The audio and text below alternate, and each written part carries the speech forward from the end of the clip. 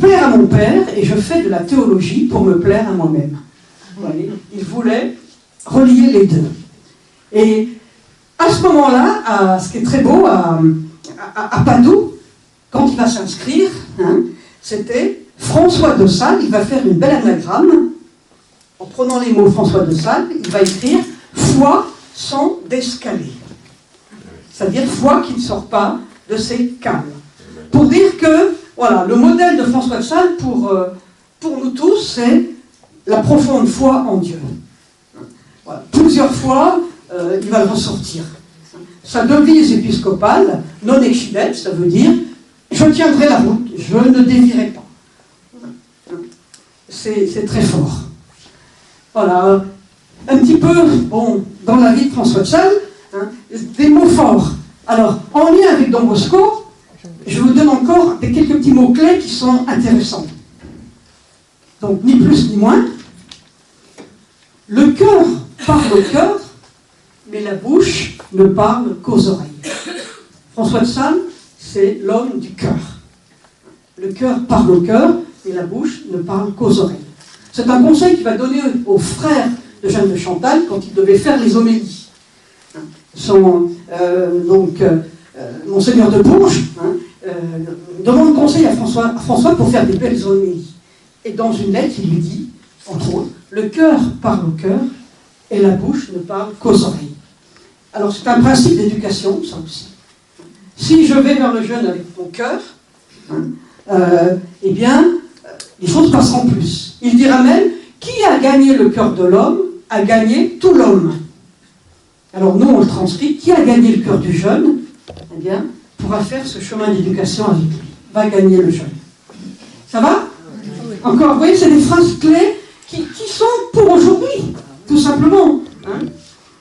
Alors, la dernière, l'autre, tout par amour et rien par force, ça, il va le dire à Jeanne de Chantal. Ça me permet de vous parler encore de Jeanne de Chantal.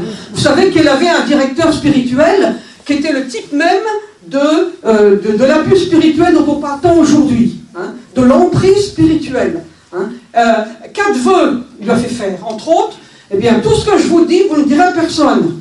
Et puis les autres, je ne sais plus, mais pour dire, voilà. Et Jeanne de Chantal était coincée dans tout cela. Et c'est la rencontre avec François de Sales en 1604, au carême que François de Sales venait prêcher à Dijon, que là, eh bien, elle va faire un chemin elle va souffler, parce que François de Sales va beaucoup l'apaiser. Et François va la délier de ses vœux. Et puis, François dira après, eh bien, il me semble, va lui écrire après, il me semble que le Seigneur, eh bien, m'a choisi pour vous accompagner spirituellement. Et c'est là que Jeanne de Chantal va faire ce chemin, hein, ce travail de dépouillement, ce travail de spirituel qui va l'amener petit à petit à devenir responsable, devenir maire de la Visitation à Annecy. Voilà, donc on en reparlera après. Hein. Encore une dernière phrase qui va très bien pour nous aujourd'hui, et pour les jeunes, je vais mieux leur dire. Soyons ce que nous sommes et soyons le bien. Parce que souvent, on a tendance à se comparer. Et vous savez que la comparaison, elle tue. Dans les communautés religieuses, je ne vous dis pas, hein, certaines fois, c'est terrible. Hein. Voilà. Soyons ce que nous sommes et soyons le bien. Voilà. Et François de Sales le dira à une femme mariée, hein, Madame de Bréchard, qui aurait voulu être religieuse, et puis elle est mariée. Et puis sa sœur Rose, eh ben, elle voulait se marier, mais elle est religieuse. Alors ça ne va pas. Hein. Alors l'une et l'autre, François de Sales va leur dire, votre statut, votre mission, eh bien c'est là où vous êtes. Votre vocation, c'est votre vacation, dira-t-il. Hein. Soyez ce que vous êtes. Voilà. Et avancez comme ça. Ça ne sert à rien de construire des châteaux en Espagne alors que vous devez vivre en France. Vous voyez, l'expression qu'on dit, eh bien, vient de François de Sales. Ça va? Oui, oui. Vous voyez, c'est des phrases pleines de sagesse. On voit la sagesse François de Sales. Et je dis, c'est important, c'est de savoir que ce n'est pas une sagesse de la tête. C'est une sagesse qui vient de l'expérience. Tout ce que dit François de Sales, il l'a vécu, il a expérimenté d'une manière très forte. Tout son message passe à partir de son expérience. Alors là aussi, avec les jeunes, et puis il le dira aussi avec les protestants, il vaut mieux se faire aimer que se faire craindre. Parce que le duc de Savoie, il voulait par force que les protestants du Chablais redeviennent catholiques.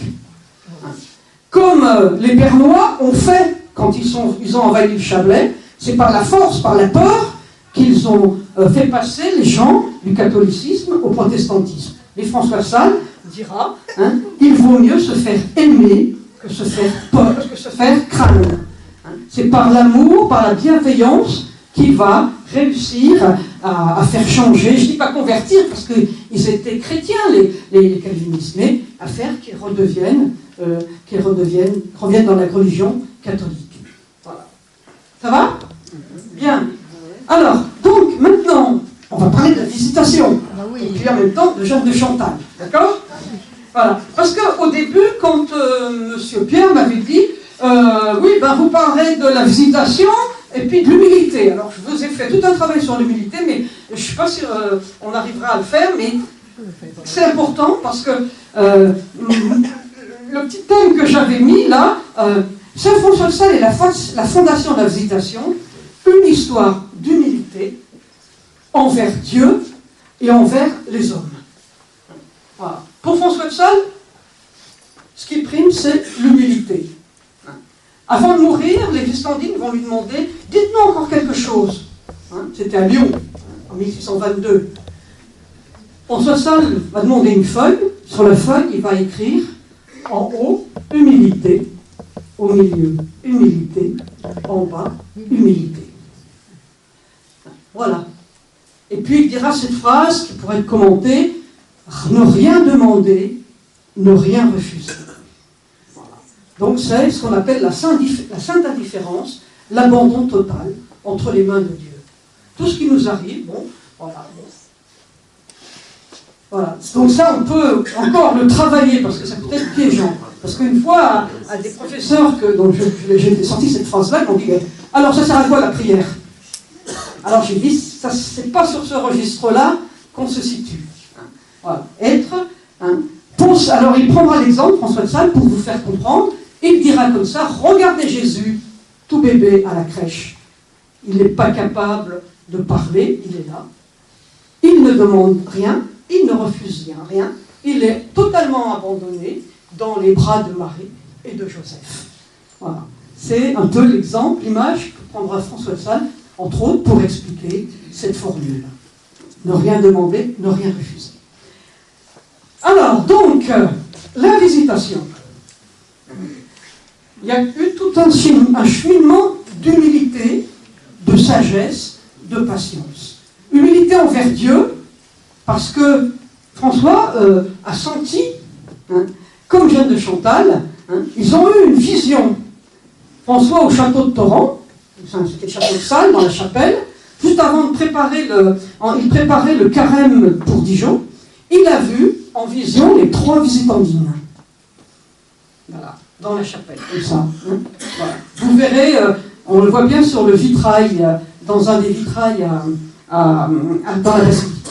À peu près à la même époque, Jeanne de Chantal, dans sa Bourgogne, elle a vu un prêtre, c'était François de Sales, et donc, avec cette phrase, si je la retrouve, donc, voilà, il est fort vrai que c'est la volonté de Dieu, non, Dieu, ce me semble, m'a donné à vous,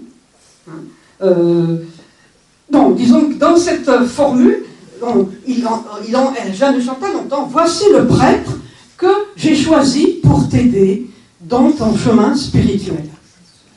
Et voilà-t-il pas que tous les deux, donc en 1610, eh bien, en 1604, le 5 mars, pendant le carême, eh bien, ils vont se rencontrer. Ils vont se dire, mais elle, je l'ai vue, lui, je l'ai vu. Ça va être le premier échange. Et puis, donc, François de Sales se dit qui est cette jeune veuve qui est là, qui écoute très bien au pied je prêche, de la chaire, et il demande ça au frère de Jeanne de Chantal. Ben, c'est ma sœur. Ah, j'aimerais bien la rencontrer. Donc, ils vont commencer à avoir des grandes discussions. Et après, ce carême, François de Sales va faire un petit billet à Jeanne de Chantal où il écrira « Dieu, ce me semble, m'a donné à vous, je m'en assure toutes les heures plus fort. C'est tout ce que je puis vous dire. Recommandez-moi à votre bon ange. » Voilà comme il termine ce petit billet. Bon, après, ils vont l'occasion de se rencontrer à Saint-Claude. C'était le célèbre pèlerinage de Saint-Claude. Et là, eh bien, ils vont continuer leur échange. Vous voyez, ils vont prendre le temps. Et là, il dira dans une lettre, « Oui, un jour, vous quitterez toute chose, vous viendrez à moi, et je vous mettrai dans un total dépouillement et nudité de tout pour Dieu. » Voilà, le chemin que va faire François de Sales avec Jeanne de Chantal. Et puis, plus tard, en 1606, vous voyez, donc, l'idée de la visitation va prendre du temps, de 1604 à 1610, dans la prière et puis dans le discernement, savoir pourquoi est-ce que cette visitation va se créer. Alors, en 1606, François écrira à Jeanne, « Qu'ai-je appris jusqu'à présent? Qu'un jour, ma fille, vous devrez tout quitter. » Voilà, il redira encore. C'est-à-dire que vous ne compreniez pas autrement que moi. J'ai appris que je dois vous conseiller de tout quitter. Je dis tout, et que ce soit pour entrer en religion. Ça veut dire entrer dans une congrégation religieuse. Et puis plus tard, en 1607, il lui écrit « J'y penserai bien fort et dirai plusieurs messes pour obtenir la clarté du Saint-Esprit.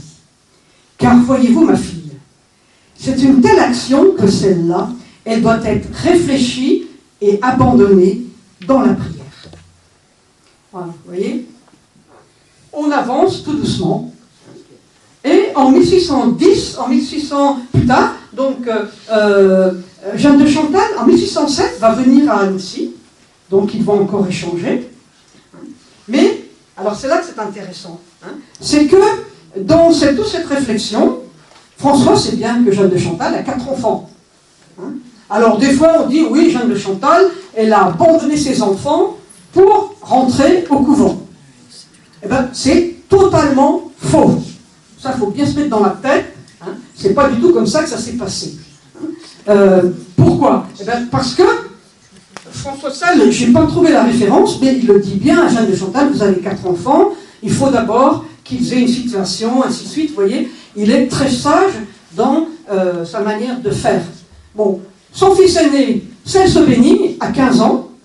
Alors, il y a la scène où il s'est mis devant la porte et que la maman a dû franchir le corps de son fils, et qu'elle en a beaucoup pleuré. Mais bon, c'est tout. Il fallait que le gamin il coupe le cordon ombilical avec sa mère. Et puis entre-temps, à 15 ans, un jeune noble, il partait à la cour de France. Donc il est resté un petit temps encore auprès de son grand-père maternel, et puis il est parti à la grande cour de France. Voilà, pour lui. Après, Marie-Aimée, eh bien, elle va épouser Bernard de Sales. Voilà. Parce qu'entre deux, la petite sœur de François de Sales, qui s'appelait Jeanne, va mourir dans le château en Bourgogne. Je ne sais plus si c'est Montelon ou Bourbilly. Donc, il fallait qu'une fille de Madame de Chantal, eh bien, soit une nouvelle fille dans la famille de Sales. Donc, il va avoir ce mariage entre les deux. C'était le frère donc, de François de Sales. Voilà. Après, il y avait la petite Fanchon, Françoise, qui n'avait pas du tout envie de devenir bonne sœur. Pas du tout, pas du tout. Bon, la maman a respecté la situation. Elle a pris sa fille avec elle pour venir à Annecy en 1610. Et un petit peu avant de partir à Annecy, Charlotte, qui était la petite dernière, Charlotte, eh bien, elle est décédée. Elle avait une douzaine d'années, donc elle est décédée dans le château de Montelon. Voilà. Donc, vous voyez, quand les enfants sont arrivés, bon, sa fille aînée, sa fille Marie-Aimée, elle lui a trouvé un bon mari. Après, Celse-Bénigne, elle va lui trouver une bonne épouse. C'est la famille de Coulanges, à l'hôtel de Coulanges, sur la place des Vosges, à Paris. Voilà, c'est une grande famille noble. Voilà. Et puis, son autre fille, donc Françoise, donc, elle va lui trouver aussi un très bon mari. Donc, elle va se préoccuper de bien marier ses enfants, hein, pour voilà, que ça se passe bien. Et après, une fois devenue religieuse, hein, Jeanne de Chantal, elle va toujours être en lien avec ses enfants. Hein. On a de nombreuses lettres où elle écrit, surtout Celse Bénigne qui va l'en faire voir de toutes les couleurs, parce que c'est un gars qui va pas prendre duel, c'est un gars qui va jouer beaucoup. Hein, et il a failli même être arrêté et comment dire, fusillé, enfin pas fusillé, mais disons qu'il était condamné à mort, il a pu se sauver avant, mais il en a fait voir de toutes les couleurs à sa mère. Et elle faisait que prier. Il y a des lettres où elle fait prier toutes les communautés pour son fils Celse Bénigne. Vous voyez un petit peu. Donc, elle s'est toujours préoccupée un maximum de ses enfants. Ça, voilà. Donc, c'est clair, les fausses idées, il faut les enlever. C'est clair que ça va se passer comme ça. Hein. Ça va? Est-ce qu'il y a des questions? Elle était grand-mère de Madame de Sévigné. Voilà. Donc, Celse Bénigne a eu une fille qui s'appelait Marie de Rabutin-Chantal. Et donc, Marie de Rabutin-Chantal a eu une fille. Hein, elle s'est mariée avec Monsieur de Sévigné. Hein, et donc, qui s'appelait Françoise. Hein, et Françoise va devenir la comtesse de Grignan. Alors, j'ai lu il n'y a pas longtemps, peut-être que vous avez vu, il y a un film qui est sorti sur Madame de Sévigné. Oui. Et j'ai lu le livre, donc c'est très intéressant, c'est un peu romancé, mais c'est intéressant parce qu'on voit tout le rapport entre la mère et la fille, qui à la fois je t'aime, moi non plus, enfin, ça n'arrive pas à couper le cordon, hein, puis en même temps, voilà, c'est une passion entre la mère et la fille. Hein. Bon, et donc Madame de Sévigné va décédée donc au château de Grignan. Et si vous y allez là-bas, dans l'église, eh bien, il y a l'endroit où elle est enterrée dans le château de Grignan. Il parle de Sainte Chantal dans ce film? Pardon? Il ne parle pas de Sainte Chantal. Non. C'est surtout le rapport entre la mère et la fille. Mais c'est intéressant, c'est toutes ces lettres.